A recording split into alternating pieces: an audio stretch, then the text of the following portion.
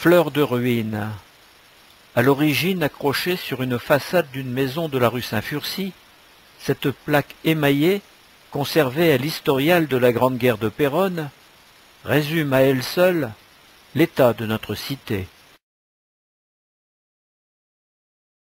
Après la guerre, c'est aussi la mort des morts, la ruine des cimetières. La guerre n'a pas épargné ceux qui reposaient en paix. Des tranchées serpentent entre les tombes profanées. L'emplacement d'une batterie allemande est découvert parmi les pierres tombales brisées.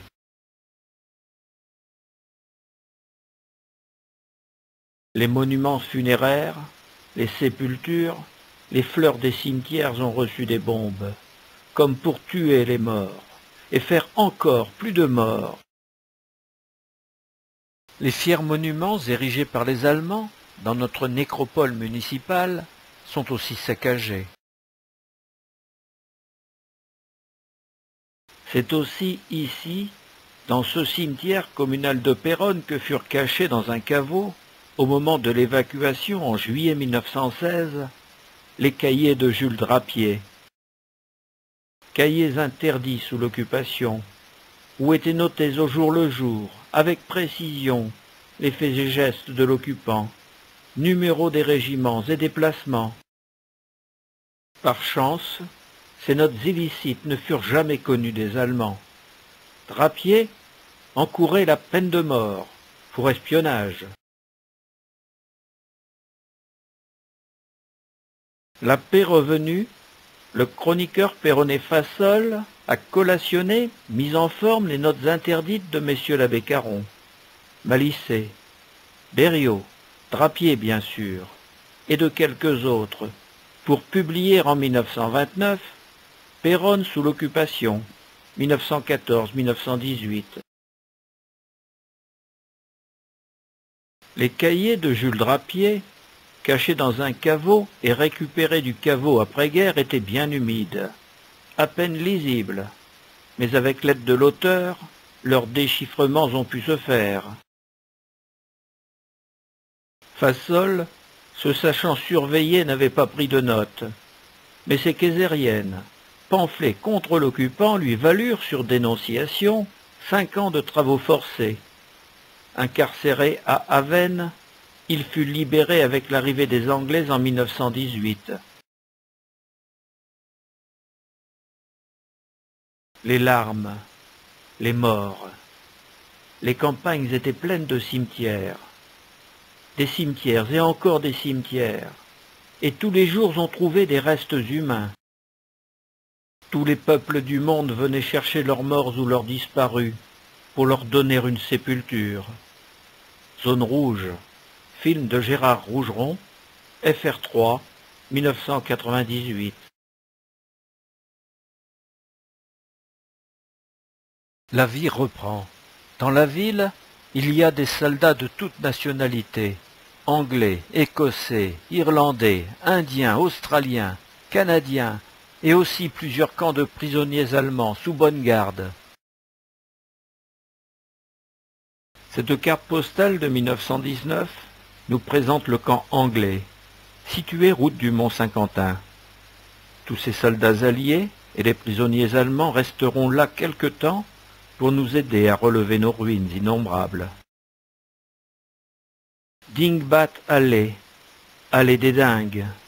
Ce nom donné par les Australiens aux alignements de ruines urbaines est vraiment justifié. Même le château d'eau a été renversé. Le chemin de fer bien vite rétabli, les Péronnais sont impatients de rentrer chez eux, même dans les ruines, malgré l'hiver, le froid et la meurtrière épidémie de grippe espagnole. À Péronne, il n'y a plus de route, plus de rues. Ce ne sont que des amas de pierres et de briques que l'on doit enjamber. Les premiers arrivés ayant tracé des sentiers dans tout ça. C'est affreusement triste. Plus un arbre, plus un bois, rien que des trous d'obus. Zone rouge, film de Gérard Rougeron, FR3, 1998. Nutrisco, et extinguo, je m'en nourris et j'éteins. Les vieilles et fières salamandres de François Ier, qui ornent encore le fronton de l'hôtel de ville, ordonnent à la cité de renaître de ses cendres. Sur la grande place, à côté du piédestal vide de la statue de Marie Fourré, on installe des tonneaux qui servent de logement. Derrière le piédestal, on peut voir les ruines de la sous-préfecture, incendiée par les Allemands à leur arrivée, le 28 août 1914. Des tonneaux, on va en installer partout. Pourtant, ces habitations étaient particulièrement inconfortables. Sombres à l'intérieur, chaudes l'été, glacées l'hiver et sans électricité. On l'attend. Le courant va bientôt arriver à Péronne. On nous promet une locomobile avec un groupe électrogène moderne au faubourg de Bretagne. Inconfortable ces huttes provisoires, le mot est faible. Et où voulez-vous placer le moindre meuble, le plus sommaire, contre une cloison en demi-cercle? La ville n'est qu'un champ de ruines et de gravats à déblayer. Vue du haut de la caserne. Vue vers le moulin et la rue Saint-Furcy. Les soldats et travailleurs des diverses armées participent au déblaiement. Il y a des Noirs, des Sénégalais, des Marocains, des Hindous et beaucoup d'autres, comme on le disait à l'époque. La Chambre de commerce de Péronne a publié cette délibération fin 1919. Les coulis chinois, à la solde de l'armée anglaise, inspirant la terreur dans les régions qu'ils occupent, et de nombreux méfaits leur étant imputables, quelques-uns même les armes à la main, la Chambre demande que l'arrondissement en soit débarrassé et qu'ils soient réexpédiés en Asie. Zone rouge. Film de Gérard Rougeron. FR3. 1998. Les Chinois, méticuleux, étaient chargés du déminage. Terriblement dangereux. Ils en payaient un lourd tribut. Et puis aussi, la grippe espagnole faisait des ravages, en particulier parmi cette population.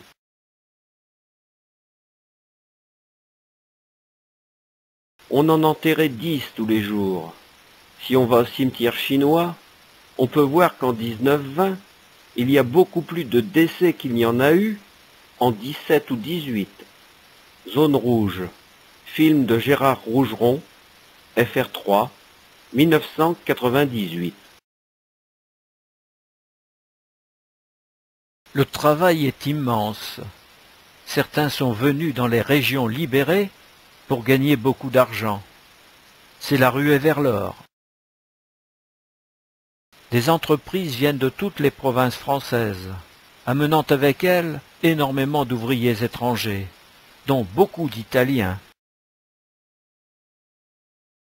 Ils viennent ici pour faire fortune, certains le feront, mais beaucoup repartiront plus pauvres qu'à leur arrivée. Mais pour d'autres, ils auront dépensé beaucoup d'argent et fait marcher le commerce, cafés, restaurants. La ville comptera dans ses ruines près de 100 débits de boissons.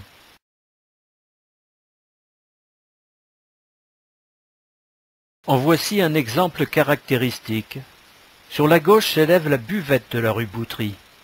Les tenanciers vous accueillent à la porte de leur établissement. Le bar n'est pas bien grand. Fumer à l'intérieur est autorisé. Le banc dehors, à droite, n'est utilisé que quand l'estaminet est surpeuplé de consommateurs. À la porte du café Saint-Sauveur, Madame Rabache et son petit chien vous accueillent dans leur estaminet flambant neuf. Un chalet provisoire en bois, avec de larges baies vitrées agrémentées de rideaux en dentelle. Le luxe dans ce paysage désolé. À droite du château s'établit le restaurant Saint-Furcy. Voici ce qu'il reste de la boulangerie des Carsins. La pancarte apposée par le commerçant à la devanture de sa vitrine nous invite à nous adresser au château. L'armée qui possède des fours à pain dans la citadelle les a mis à la disposition de la population, comme pendant la guerre 1870-1871. Cette pancarte nous indique pharmacie bourgeois. Mais où se trouve donc l'officine?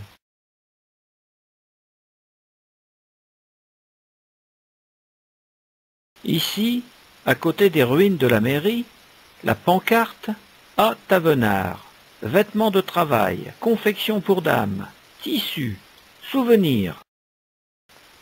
L'écriteau bureau de poste semble indiquer qu'il est ouvert. Sur cette autre, on devinera restaurant Douchet.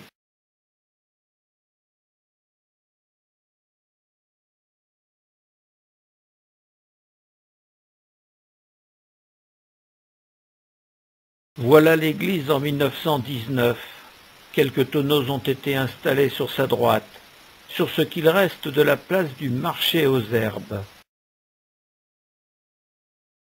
En parlant de l'église, lors de l'évacuation de la ville de juillet 1916, Fassol écrivait que l'édifice était écorniflé, que des motifs de sculpture étaient tombés dans la rue Saint-Jean. Aujourd'hui, tout est bien changé. C'est l'église tout entière qui est ravagée. Seul un étroit sentier, à peine dégagé, permet un passage le long de sa façade. Voici l'hospice, vue de la rue Béranger.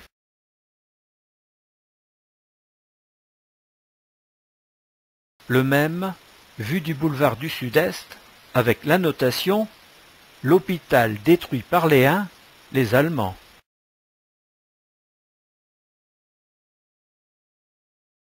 Ici, nous voyons l'arrière de la caserne Foy, vue de la rue Beaubois.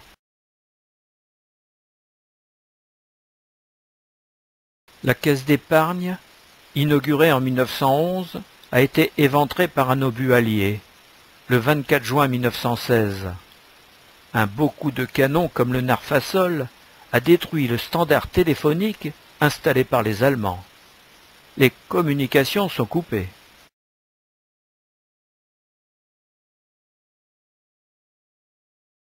Ce bâtiment en ruine était le collège. Les Bavarois s'en servaient de prison, et les Prussiens comme caserne.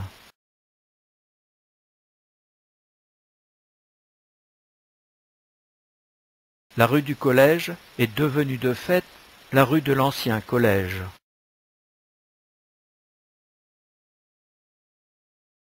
De la rue Saint-Quentin-Capelle, nous apercevons le collège, et au fond, la rue qui porte son nom. Deux habitantes de la rue du collège vous présentent l'endroit où elles vivent. Imaginez l'extrême précarité des Peyronnet, revenus chez eux, comme avant, dans leur maison sans toit ni fenêtre. Tout à côté, la rue Puchotte n'est pas mieux lotie. La rue des Bouchers ne vaut guère mieux. Quant à la rue Boutry, ce n'est qu'un monceau de décombres.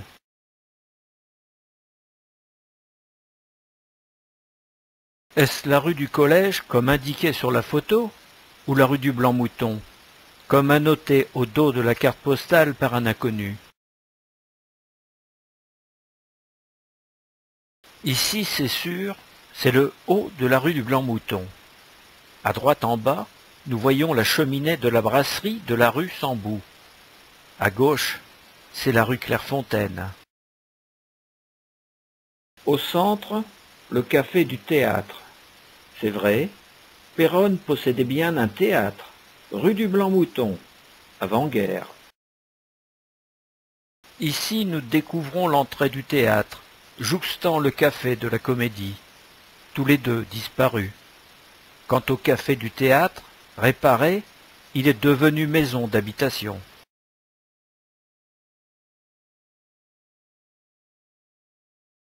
Le bas de la rue Saint-Furcy, regard vers la maisonnette, en ruine. Le bas de la rue Saint-Furcy, regard vers la montée, en ruine. La place Saint-Furcy, en ruine. Dans la petite rue Saint-Furcy, administrée jadis par Mademoiselle Lecomte, le pensionnat Jeanne d'Arc est en ruine. Le centre de la rue Saint-Furcy, en ruine. Le tournant de la rue Saint-Furcy, aboutissant sur la place du marché aux herbes, est en ruine.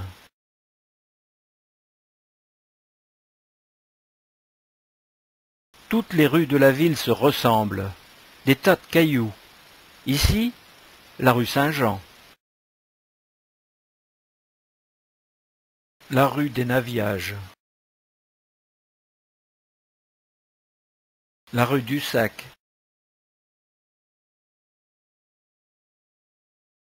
La rue Béranger. La rue de la Caisse d'épargne. La rue du Pan. L'impasse du Chaudron.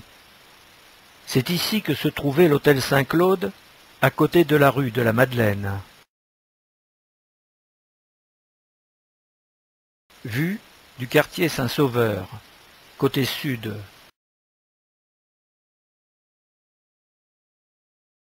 Côté nord.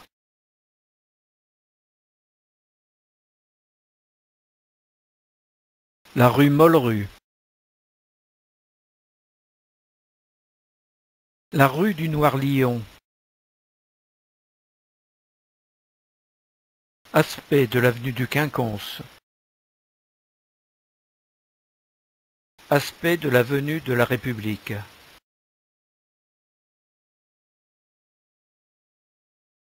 Passage à l'emplacement de la porte Saint-Nicolas et départ de l'avenue de la République. Cette maison à gauche, adossée jadis à la porte Saint-Nicolas, avant sa disparition, a servi d'officier house durant l'occupation. Des croix plantées en terre devant le mur de ce casino nous révèlent la présence de tombes de guerre.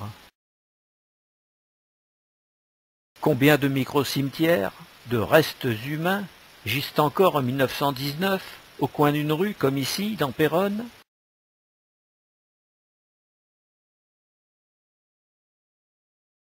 Vue du quartier Saint-Nicolas et la maison des officiers allemands, propriété Hamel. Autre vue du quartier Saint-Nicolas, de la place du marché aux poissons et aspect du château.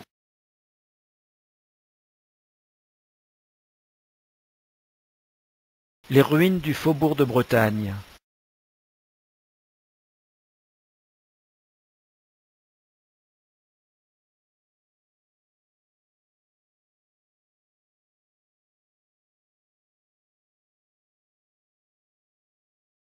Sur la droite se dressent les vestiges du célèbre garage Gossuin.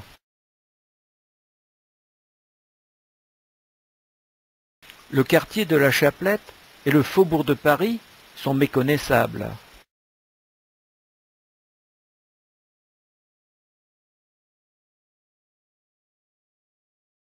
Voici l'entrée sud du faubourg de Paris.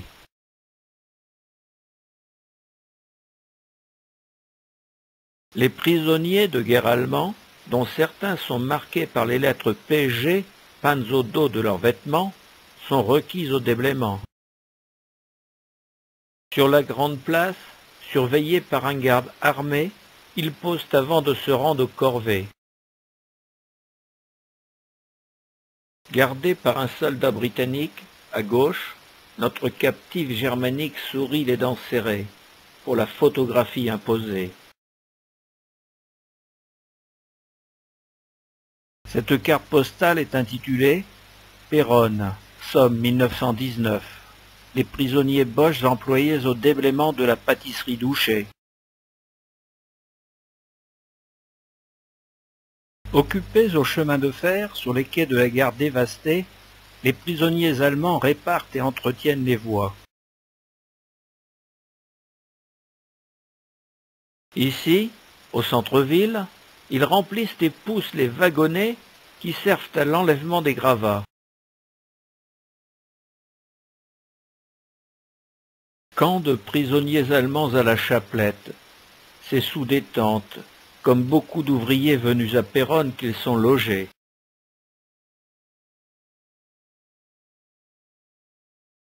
La Somme est l'un des 11 départements touchés par la Grande Guerre.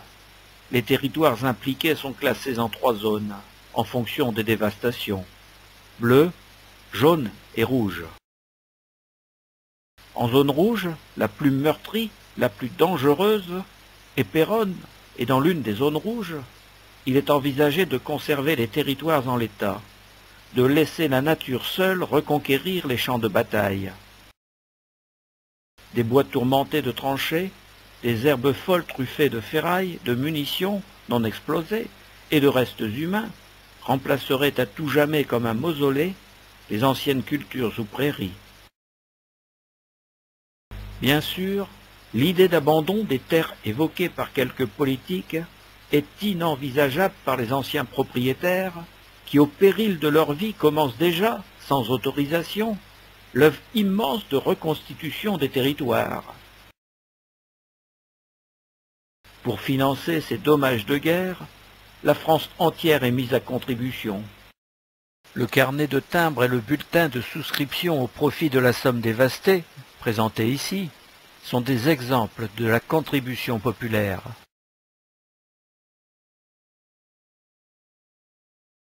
Le porche du collège Jeanne d'Arc, immortalisé par Sir William Orpen. Adam and Eve, in Péronne. Même vues à travers le porche du collège Jeanne d'Arc, avec ou sans Adam et Ève, les ruines sont tristes. Pourtant, les sites des anciens champs de bataille sont touristiques. On vient de loin pour visiter les régions dévastées.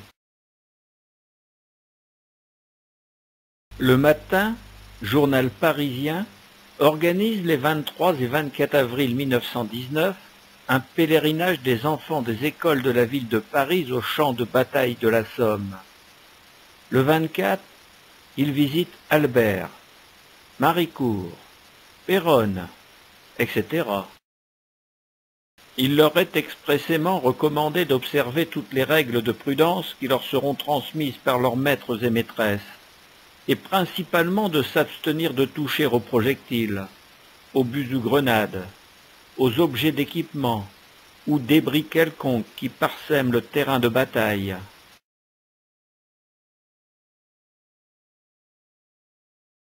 Michelin, qui pour sa publicité offrait avant-guerre des guides routiers avec l'achat de pneumatiques, vend à partir de 1920 des guides illustrés des champs de bataille. La France entière connaît la Somme, Verdun, la Marne. C'est aussi à partir de cette année qu'apparaissent sur les guides Michelin les restaurants qui commencent à être jugés selon leur qualité gastronomique. Les éditeurs de cartes postales diffusent dans toute la France les photographies des villes en ruine, les sites des champs de bataille et des combats.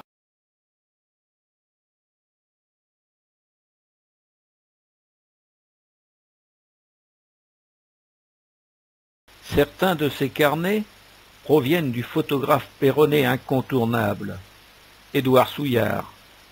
Ils exposent les ravages de la Grande Guerre à Péronne et dans la région. Les textes, commentant les photographies, sont en français et en anglais.